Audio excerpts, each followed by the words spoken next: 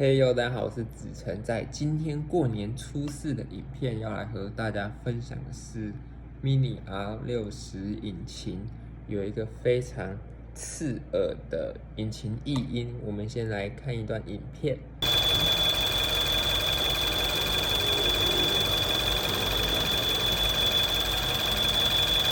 这支影片是我在过年前很忙的时候录的，那个时候在 IG 和大家说，有空的时候要来填这个坑，要和大家分享后来是什么坏掉。一开始我想说，客人说会有很刺耳的声音，我想说会不会是皮带已经老化变硬，或者是呢太松。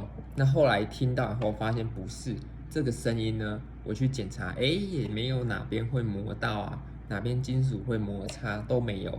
后来注意听，好像是空气摩擦的声音，就是有一个小缝，空气从那边快速流过，摩擦，有点像吹口哨的那种声音。那我一开始就想说，会不会是进气歧管或是一些真空管那边破掉裂掉会漏气？还好我修车的前辈和我分享说，子晨，你那个会不会是 PCV 阀坏掉？就是曲轴箱的通风阀门，就是我们曲轴箱里面会有吹漏器，这个吹漏器呢就没有直接排到外面，它会做一个阀门，然后走到进气歧管回收这样子。那这个阀门呢就是 PCV 阀。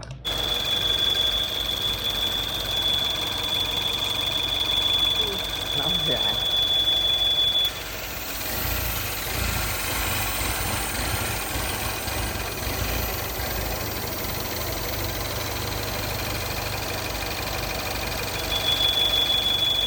所以我就试试看，想说把机油盖打开，看会不会是真空的状态。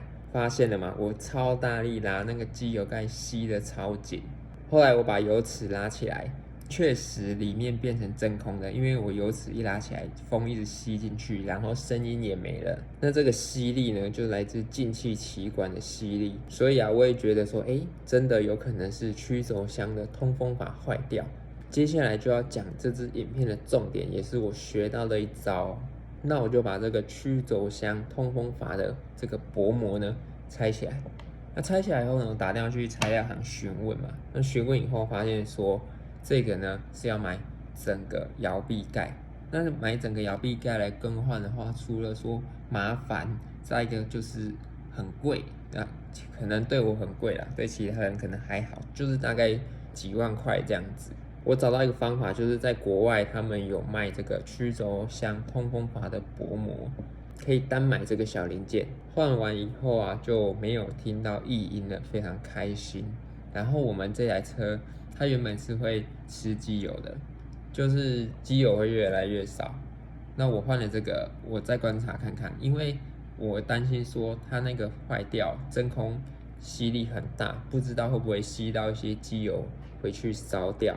希望说换了这个以后，吃机油的状况会好一些。还有一个问题就是，它从曲轴箱吸空气进去进气歧管，造成说它这个空气流量计算的没有很准，所以就是说漏风的时候引擎没有很顺一样，但是它可能漏的很小，所以车子发动开起来感觉不太出来。我知道大家在想什么，大家想要看操作的影片。我把国外一个大神操作的影片放在说明栏，还有留言1楼。大家拜拜。